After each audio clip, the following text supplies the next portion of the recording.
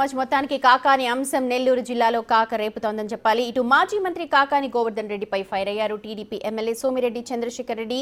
కేరళలో ఓ మసాజ్ సెంటర్లో సేద తీరుతున్న కాకానిని పోలీసులు పట్టుకున్నారని, ఆయన చేసిన పాపాలు పండాయంటున్నారు. అలాగే సుమారు 60 రోజుల పాటు అజ్ఞాతవాసంలో ఉన్న కాకానికి ఇప్పుడు జైలు వాసం తప్పదంటూ ఉన్నారు. ఎందరో అమాయకులపై అక్రమ కేసులు బనాయించి ఉసురు పోసుకున్నారని కాకానిపై తీవ్ర స్థాయిలో ధ్వజమెత్తారు సోమిరెడ్డి.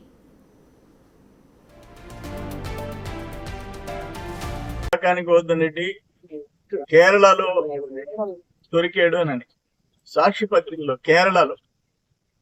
కేరళలో ఏదో ఆయన స్వేద తీర్చుకుంటుంటే పోలీసులు అరెస్ట్ చేశారంట. ఎక్కడో మసాజ్ సెంటర్ లో ఉన్నాడని చెప్పి సమాచారం. సోషల్ మీడియా అంతా బాడీ మసాజ్ సెంటర్ లో దొరికాడని.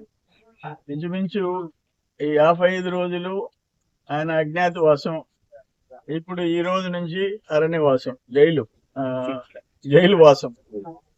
నేనేమంటానంటే, నిన్న కూడా ఏదో వైసీపీ నాయకులు మా కాకాని మీద అక్రమ కేసులు అని చెప్పారు. నేను ఒకటే అడుగుతుందా, కాకాని గోవర్ధన్ రెడ్డికి సంబంధం లేకుండా 60,000 చిల్లర టన్నులు అని చెప్పి రిపోర్ట్ ఇచ్చారు. అక్రమంగా తవ్విన క్వాడ్జ్ వరదాపురం రుస్తుం మైన్ లో, మొగళ్ళూరులో నీ తోడేరు స్టాక్, ఇవన్నీ టేగపూడి మొత్తం మైనింగ్ లీజ్ లేకుండా, కాకాని గోవర్ధన్ రెడ్డి మంత్రికి సంబంధం లేకుండా పొదలకూరు మండలంలో ఆయన ఊర్లో కూడా ఇల్లీగల్ స్టాక్ పెట్టే దమ్ము ఎవరికైనా ఉందా? ఆయన అరాచకాలకి ఇదొక ముక్క.